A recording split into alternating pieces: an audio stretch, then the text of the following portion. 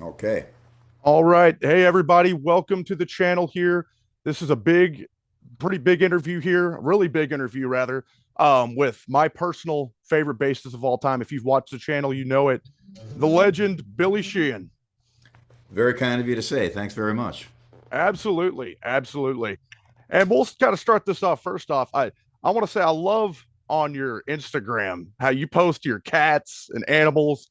That is great. I've got three little Boston Terrier dogs, and I, Cool. I just love seeing, it's kind of a human side that people might not, normally know about you until they see posts and stuff like that on there.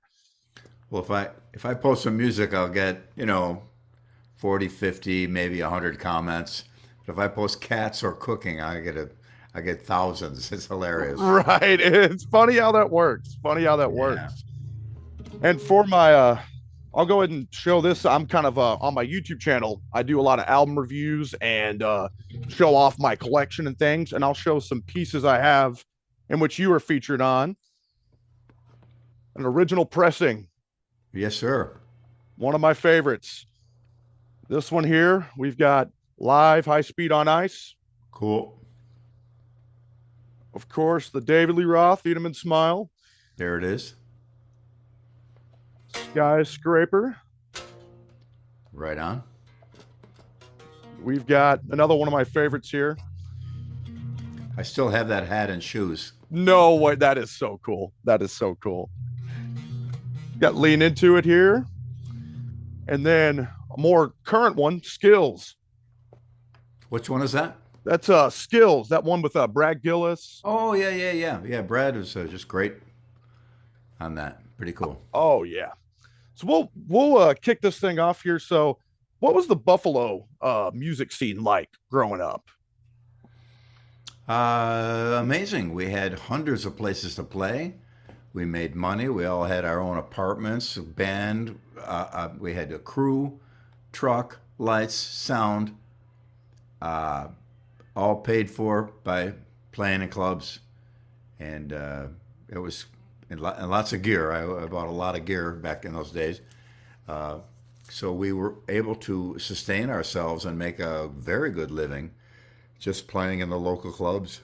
And then everybody, of course, wanted to break out. So we eventually, like in a similar pattern to many, many, many other bands, you start mixing in a couple of originals with your set and then try to get some interest from a label. And in the end, we got signed. We almost got signed by a lot of people, but in the end, the band got signed just as I was about to leave, sadly. So it never really took off, but it was an amazing time. And I Yeah. started playing live around 69 or 70.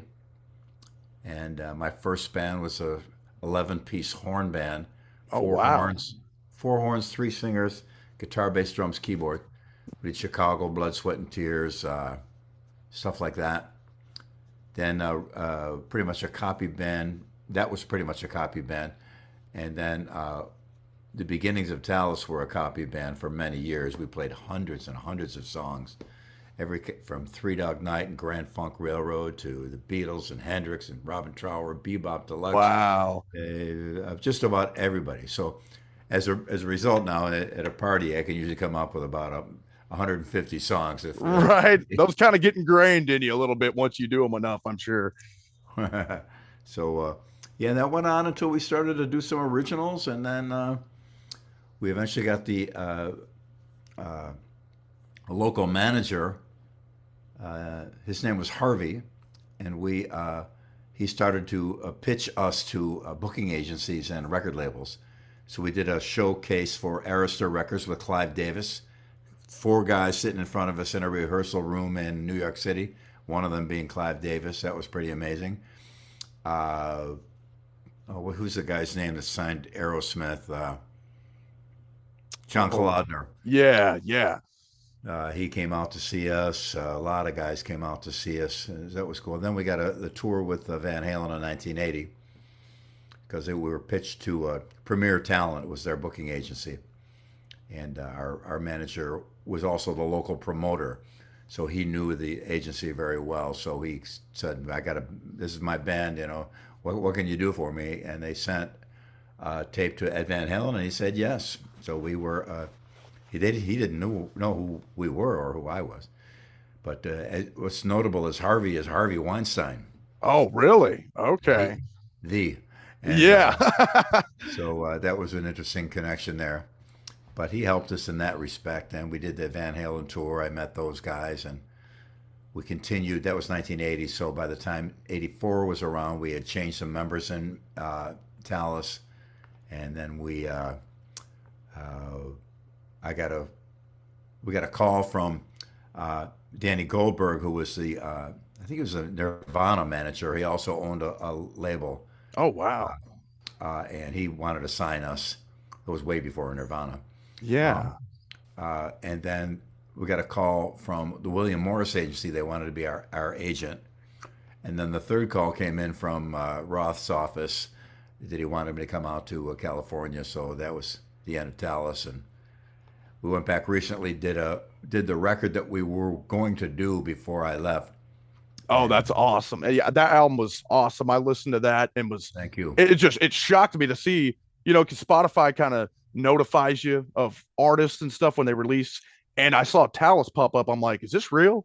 Right. I was like, I've not heard from them in a long time. Yeah, our singer Phil Narrow was just a great talent, a wonderful guy, sweet guy. I was so glad to be working with him again. Sadly, he had a medical condition we didn't know about. We knew there was something, but we didn't know how serious it was. So he got through the recording of that record, and sadly, we lost him soon after. So Yeah. we haven't been able to play much with Talus. We've looked around for a couple singers. There's a couple of people that might be able to do it. So we may be Yeah. able to go out and do shows again at some point. But we're sad to lose him. We were all very, very pleased with that record and did well. It charted in Billboard, Absolutely. and so is a wonderful thing. But God rest his soul. Phil was a wonderful guy and a great singer, and did an amazing job on that album. Rest in peace to him for sure. He was awesome. And one of the first time I ever heard anything from you was actually from Talus, and it was that track NV4434. That just absolutely blew my mind. My uncle actually showed me that, and I was like, "Whoa!" Well, thanks. Yeah, that's my name upside down. Right? I thought that was so cool, and I believe too on the High Speed on Ice, there's Live Bill upside Yeah, down too, right? seven. I forgot the numbers, and yeah, Right. I saw some guy in some magazine was doing just turning uh, letters and numbers, switching them around, turning them upside down. So I stole the idea from him and put it on there. Right. How did Talus react to that when you played that? Were they like, or anyone to the crowd even whenever you would play that? Because that is such an impressive piece. I mean, man. Well, we I started doing bass solos back in about 1972. We'd be playing in a club, and we play four sets. It was a long night, and we used to play the song "Mr. Big" by Yeah. Free, Right. and there's a bass solo in it, but the band is still playing in that particular version of it, in their version. And one night I said to those guys, "Hey, when the solo comes, just stop, and I'll go nuts." And so they did, and it was an interesting reaction from the crowd. But people said, "Hey, you're going to do that bass thing again?" Okay, I guess that's why they. But and uh, the other guys in the band were happy because that gave them a chance to go get a couple beers and talk to some girls. There you So go. so it became a thing, and inadvertently became a thing. I started doing this crazy ass thing in the middle of the show, and waiting for them to come back and fill up the dance floor again with good songs. So being required in a way to do that every single night built up my skills, if you will, Right. of putting together an impromptu improvisational piece. So that went on for years. So by the time we came to play, to record, Sink Your Teeth into that, I thought, well, I could put a bass thing on there if Yeah. and they were pretty indifferent to it, but they said, yeah, whatever you want. And So I did that, and I remember I wanted to do like a screaming distortion feedback maniac thing, but my amp failed me. So Oh, all I could do was play a super clean tone. So it forced me to really hit it exactly right, and right. I can't flub a note. So we recorded. That's an edited down version of what we actually recorded. Oh, That's about three chunks that are continuous in that edited together. Very very common thing to do back in those days. You would record like four or five guitar solos and then pick pieces from each one. you just kind of splice them That's together. Yeah, it was very common to do. But there's only really about three pieces, and it didn't have to do with any mistakes or anything wrong. It's just we wanted to put things together so it sounded like a musical piece, kind of. Right, right. It had a beginning and end, and kind of a compositional flow to it, if you will, in some people's minds. I don't know. Yeah, Yeah. yeah. So that was that, and we the band was never really, at that point in the band, we were friends, but we really didn't talk too much. We've been together a long time and through a lot of stuff. So Yeah. I never got a thumbs up or a thumbs down You from just went with it, anyone. right? Okay, but the response to it when it was released was quite surprising, because I didn't think, I just kind of put it on there, but a lot of people were incredibly kind to me and said some very nice things about it. So reputation spread around, and here I am. So Yeah, and David Lee Roth's known to have an eye for talent. So when he was out of Van Halen, it was just he got the perfect tag team with you and Steve Vai. yeah, the original guitarist was Steve Stevens that Dave wanted to get, and Steve Vai and I were on the same label. So I'd already talked with Steve about maybe working with him. And so I was with Dave. I was the first in. And so Steve Stevens wisely, I think, decided to stay with Billy Idol. Great gig for him, and he's just Right. awesome in that band. So just to drop that and go with something new, it didn't make much sense. So he was very wise to do that. So I told Dave, I know another Steve. And we got in touch with Steve Vai, and he got in the band. Then Steve and I were given the task to find a drummer. We found Greg Bissonette. Then I found Brett Tuggle for keyboards and vocals for the live show. Sadly, we passed away not too long ago. Oh, But yeah, that's how the band got put together. okay. Yeah, that first record just blew me away for sure. And how That's did it 40 years ago. yeah, isn't that crazy? It's like, wow. Would you ever see you guys doing something with David on like a final? Never happened. Yeah. Was David kind of I'm sure he kind of, there's some wild stories there with him back in the Oh, day. well, I still have nothing but respect for him. I'm forever grateful for him giving me my biggest break. And I love the guy, and I think said nothing but positive to say about him. Right, right. But Those, nobody's in a position to do that yeah, reunion thing. Never I, happened. I got you. What are some of your favorite Mr. Big tracks to play live? Oh, just about all, except for one, "Going Where the Wind Blows." Whenever I'd write it, I always write "Going Where the Wind Blows" because I hated that song. It was just an awful Hallmark card, simpering, uh, phony emotion, and I don't play on it. Right, At the time, the writer of the song didn't want me to play on it, so okay, have it your way. But everything else I pretty much love. right. It was a great live band. We had initially in the beginning we had just a wonderful time and great things, and all the way up. Our recent farewell tour is really a farewell tour. We won't ever play again, but we made a lot of people happy with that, and that's what it's all about. Absolutely. One of my favorite tracks in particular is Had Enough, that Yeah. opening bass lick that you throw down on there. That just wow. That's another Well, just thank you. Yeah, amazing one. that was a song from Tallis. We did that in Tallis, but that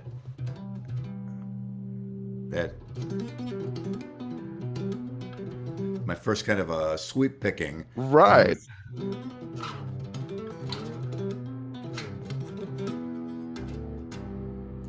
the intro to that. So I was just fooling around. So that sounds like it might be something. It's in the right key. So let me pop it in there and see what happens. And Yeah. How was it eventually, I working got with I got to Paul? four. Eventually, I got to four strings on my Right. for my arpeggio. So, fortunately, there's only four string on bass, so I don't have to figure it out anymore. Yeah, that's I play bass myself, and that's kind of my thing. I'm like, well, there's only four strings. I don't gotta go too crazy here with this, but Follow the drummer. exactly, exactly. Yeah, 90% of what I do, or more, really, is I'm watching the kick and snare and playing what he's doing. I'll play along with a fill often, also, even if it's a complex fill. I really watch drummers more than anybody. Uh, it's very, very important to me. From the very first time I ever learned about bass at all, when I was a little kid, around the corner there was a band. I went there and they never let me in because I was just a little kid. My big brother and sisters could go watch them practice. And they were one of the biggest bands in Buffalo. This is '60s, and I was a little kid. I didn't play yet, and I went in. Right. Joe Hesse, he just joined us for our Christmas show in Buffalo. Again, he's just a great player and still a dear friend of mine since we were born. I mean, around the corner from each other.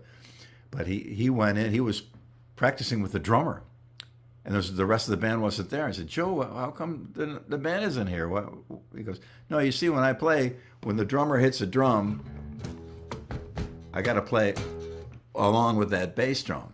So before I even owned my first bass, I knew that that's how you played bass, and that's how I developed over the years. I watched drummers really closely, and I would play their kick and snare figures, and then after a while, you get a kind of a psychic phenomenon of what they're going to do. Right. And you play it at the exact time, even though you didn't plan it out.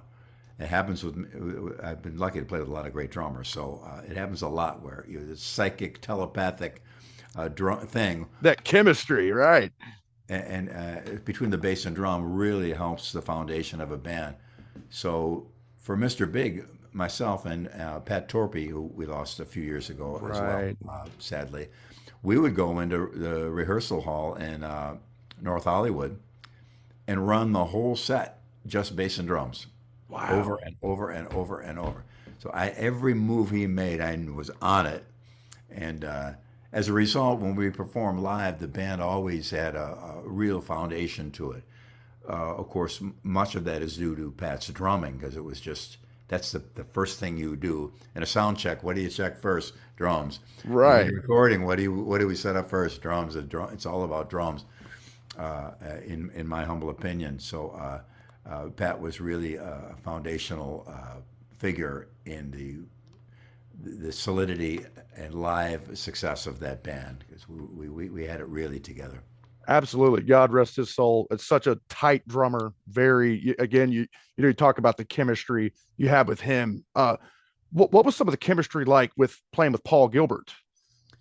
Well, Paul used to come see Tallis play when he was a kid, and I remember him being in the audience because the place we played, the stage was only this high, so he was standing in front of me here. He's like right up That was there. my mic, and he would come watch Tallis play. And I heard somebody told me, he's a guitar player.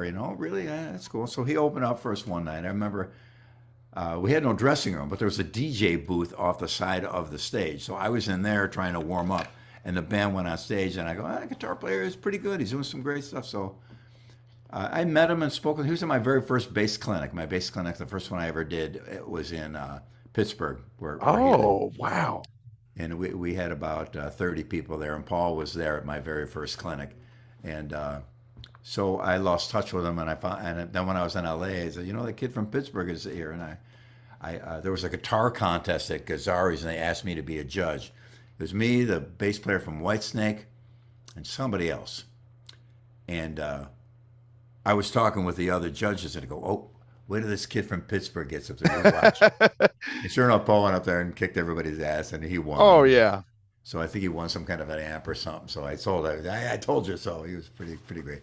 So and then when it came time for me when I left David Lee Roth and put a band together, and Paul had since started a band called Racer X, Love them. Absolutely. but they never went anywhere. They couldn't get signed. They did, I don't know if they did a grand total of 30 or 40 shows. Oh, really?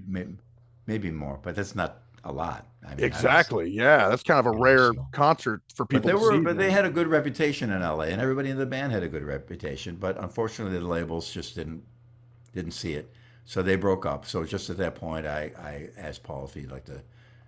I'd already talked with Pat, and I said, I got a great drummer. You want to get together? And he said, yeah. So we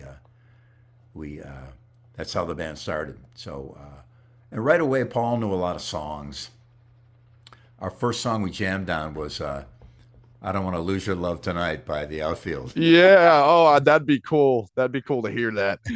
And but it was a song, you know. I mean, it's not a a metal song or a heavy song, Right, right. but it had lyrics and changes, and It's a he's hooky track for sure. he's a Beatle fan like everyone that I know, and so we know. So putting songs together was easy. Me, Pat, and Paul would put songs together, send them up to the singer, and he'd do some lyrics or something. We'd fine tune them later, and so he was on the farewell tour, we had a wonderful time together. He's a great guy, a wonderful dad to his son, and husband to his wife, and as just a wonderful person and a mind blowing player. Absolutely. Absolutely. Um, when you were looking into doing niacin, the kind of jazz fusion project, was that something that always really interested you? Was doing jazz fusion or jazz? Well, I in my first band, the horn band, we actually even before that, I had a little trio, Okay. and we played Miles Davis and Frank Zappa and Paul Horn and Herbie Mann, all these jazz guys. It was just sax, drums, and bass, no chord instrument. Right. We played "Bitches Brew" by Miles Davis, Oh yeah. and so I was quite a jazz guy. And from that band early on, my idea was I'd make enough money to get a PA system for my jazz trio, and then to continue on that road.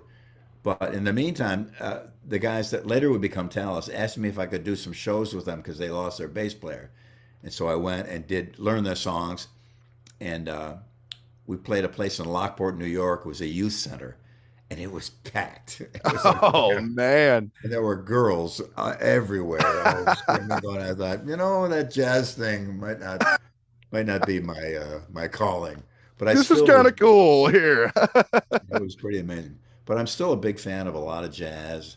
Learned a lot from it, and still. So when Niacin came about, Guitar World asked me to do a track for one of their compilation CDs. So I thought I'll do something novel with no guitar. Instead of guitar, I'll use a Hammond B3, which was an essential instrument back in the day, 60s and 70s. Uh, Yeah. some bands, it was more important than the guitar in a lot of ways.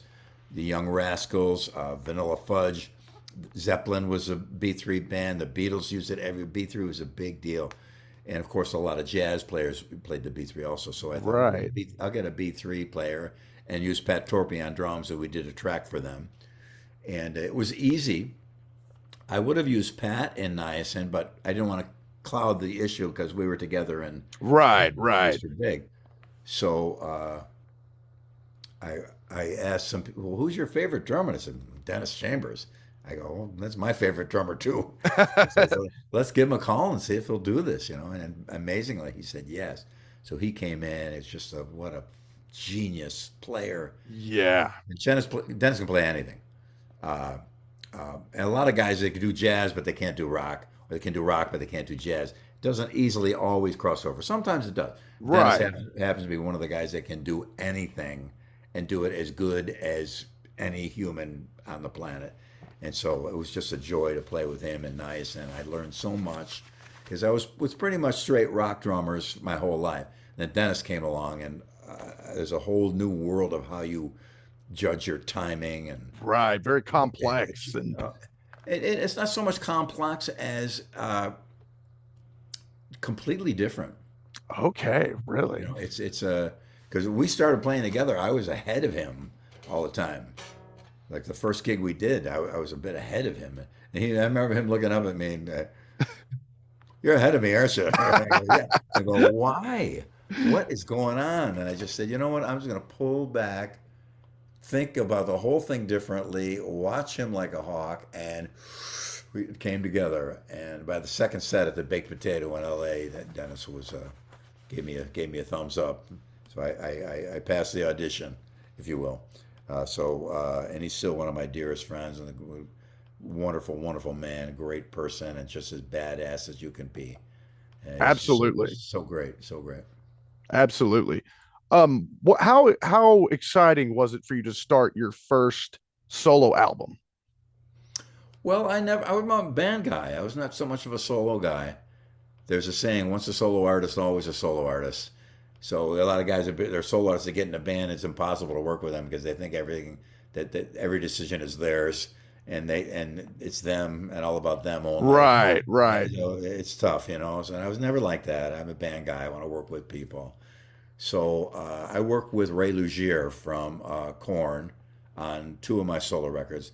On that record, we had Steve Vai and Terry Bozzio on that record. Yes, love Terry's So, work. so there was I wanted them to do their thing.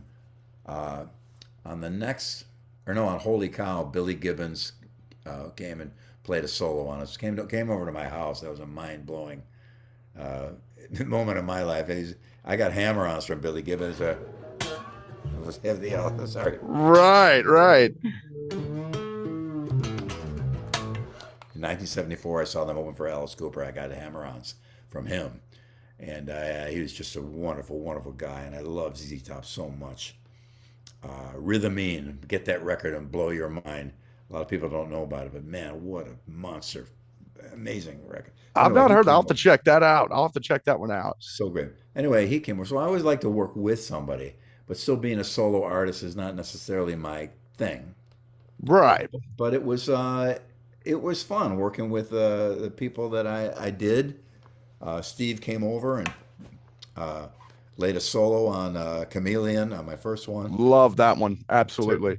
Terry Bozzio did tracks on two. Uh, I programmed the rest of the drums and drumming and percussion myself. Then on the next record, Cosmic Troubadour, I used Ray Lugier. Now Ray and I now have a production team here in Nashville with our Okay. engineer Scott Bush. So we've done so many tracks and so many records for clients. Uh, Myself, just bass, since the pandemic, we've done over 600 tracks. Wow. And people randomly, I don't even advertise, or they randomly send me "Hey, can you play bass on this?" I learned early on I got to hear it first before I say yes. Right. You don't want to hop into Sometimes something it's like, that's it's- because it's just not together enough to play to. But some guys are totally pro and send me the stuff. It's fantastic. We lay bass down, and uh, it's an interesting thing, but we've done hundreds of tracks. It's been great. Right here in my little studio, we do it all the time. So Ray and I have a production team now. I said with my engineer, so he played with me on that record, and then Holy Cow was him also. That's okay. my third solo record, and uh, he's just a great, great player, and he's so enjoyable to work with. And he lived in L.A. and he moved to Nashville, and I remember thinking, "Oh no, Ray's moving away. What am I gonna do?" I go, "Ray, well, come on, L.A. is the center of the universe." He goes, "No, I am saying." So a couple of years later, "Hey Ray, guess where I am? I'm in Nashville too." So he lives not far from me here now. He's got a beautiful studio in his home, and we get a lot of great stuff done. We're doing production, bass and drums for a national act right now, uh, Okay. and we've done a lot. So it's pretty cool. I forgot how we got on this subject, but No, you're good. Yeah, we were talking about like the solo stuff and some yeah, of that. And another group that I love, that a big, all-star group, if you will, is Sons of Apollo. Absolutely love them. And thanks. I've heard things about John Sykes possibly. Was he ever going to be in the band? No, not even close. Okay. So yeah, No, that's people just making stuff up then out there. they do it all the time. I hear Oh yeah. amazing stories. It's incredible. And people come to me, yeah, you used to go out with a girl and you used to rehearse in her brother's basement. Never happened. It's like I don't know who you are. Never, it never happened. And it's interesting to see. I've seen that a lot where people, uh, where some rumor or some statement or somebody says something and later on it becomes a thing, Right. and it's just absolutely false. I was just dealing today with a guy sent me some AI video of me, Oh and boy. it was meant to be complimentary, but they had letters going across the bottom and said Billy Sheehan, co-founder of Mr. Big. I said, hold on a second, there was no co in that founder, bro. It's like slow the AI down. That There's, thing there's only is there's only one guy that did that. Uh, Love it or hate it, whatever. But people that I know or knew, or someone will contact me and say, "Yeah, you used to live at so and so's house," and I never lived at anybody's house, or you used to go out with. I have a very good memory of the people I've been associated through the years, and I never knew Cheryl from Phoenix. right. Did not know who she was. But that's it happens. It's harmless. A lot of people. I'll try to correct them in a friendly way with a little peace sign at the end. Right, right. You're No, like, I wouldn't. Or the skyscraper tour. Oh, I saw you in France on the skyscraper tour. That was amazing. I wasn't me. I wasn't there. So thanks anyway, but it wasn't me. right, right. Yeah, that was one that I've seen circulate a lot out there, and that's why I was like, I wonder if that's true. And sure enough, I played on the record, except for one song, Paradise. Not my thing. right, right. And I did play, but they erased my bass and put a synthesizer on there. So Oh, come on. yeah, Now, God what bless them. about are we gonna, speaking of the band skills, would we maybe see another album from them? Because I absolutely love that record. What record? The one with Brad Gillis and Oh yeah. Renan. I don't always know a lot about the records. They contact me to play on the thing, and I did. And then we did some promo for it here for a photo shoot, and Brad was in town for that, so I got to say hello to him. Wonderful guy, just a great player. One of the best players of that whole era, I think. Really Absolutely. fantastic, really unique moves, and great guy. I've never performed with him on stage ever, but he's a great guy and amazing player.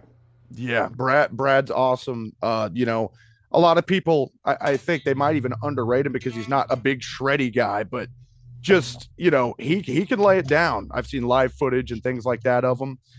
Um and talk about some of your current work, the Fell, awesome stuff as Yeah, well. Very, very good. thank you. I love that band, and I love our songs.